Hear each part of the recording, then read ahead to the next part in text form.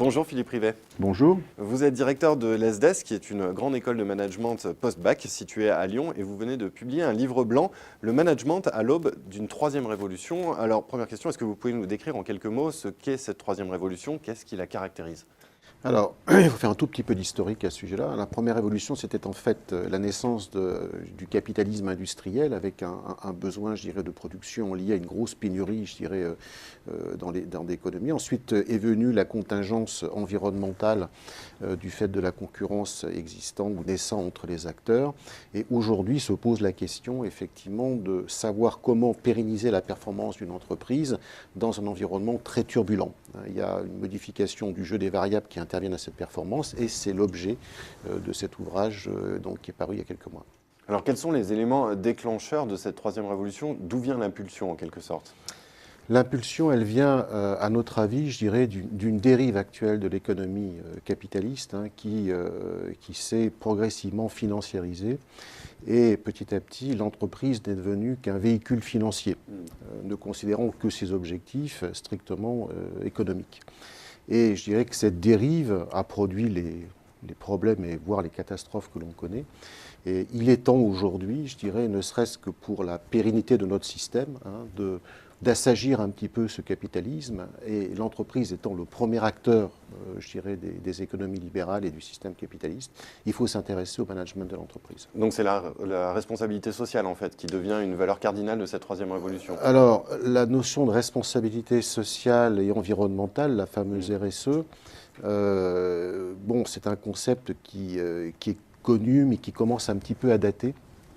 Nous, on préfère, je dirais, la remplacer par quelque chose d'un peu nouveau qui a trait plutôt, je dirais, à la responsabilité économique et sociétale. Sociétale de l'entreprise, parce que l'entreprise doit être considérée comme un élément de bien commun dans une économie, je dirais, capitaliste assagie. Et c'est un peu le propos de cet ouvrage, de montrer comment aujourd'hui les entreprises doivent être gouvernées sur un mode durable pour assurer, je dirais, la pérennité de leur performance. Et alors, où en sont les entreprises aujourd'hui dans cette troisième révolution? Est-ce qu'il n'y a pas une certaine tentation de faire de cette responsabilité sociétale que vous nous décrivez un simple slogan, de l'affichage? Oui, alors effectivement, il y a la tentation de faire je dirais, du greenwashing, ou je dirais effectivement de blanchir un petit peu un mainstream qui est toujours orienté, je dirais, sur l'omniprésence des performances économiques. Mais il se trouve qu'à l'ESDES, nous travaillons avec 3 grosses entreprises du CAC 40 dans le cadre de chaires de recherche qui effectivement se posent la question de cette troisième révolution, et ce sont quelque part des précurseurs qui vont nous aider à définir ce nouveau modèle de gouvernance. Alors justement, ces entreprises, je ne sais pas si vous pouvez les citer. Oui, c'est la Société Générale, oui. C'est Veolia, et c'est une troisième avec laquelle nous sommes en train de signer, et malheureusement, donc, je ne peux pas vous en communiquer le nom.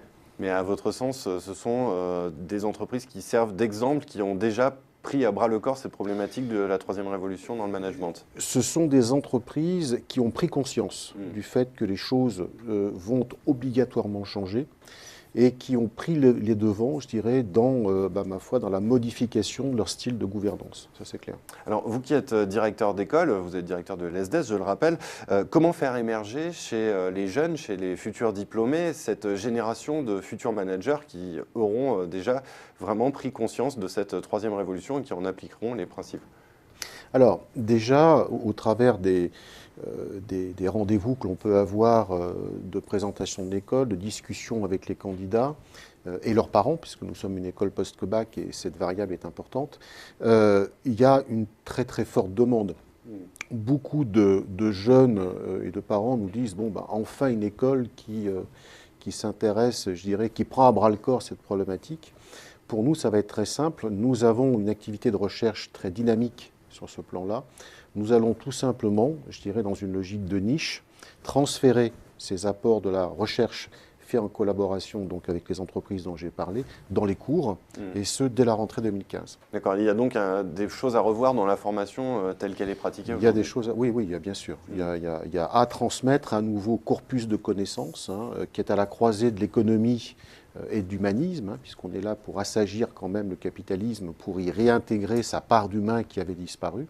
Et nous allons nous attacher à faire ça. Nous avons commencé à faire ça et nous allons le faire opérationnellement dans les cours à partir de la prochaine rentrée. Oui. Et vous avez l'impression que c'est une demande forte chez les étudiants? C'est une demande forte et qui devient de plus en plus forte. Hein. J'ai fait un petit papier dans un journal, dans un quotidien, je dirais, il y a peu de temps, qui parlait justement du fait que les étudiants veulent autre chose que des salaires à la sortie. Ils ont besoin d'une autre dimension.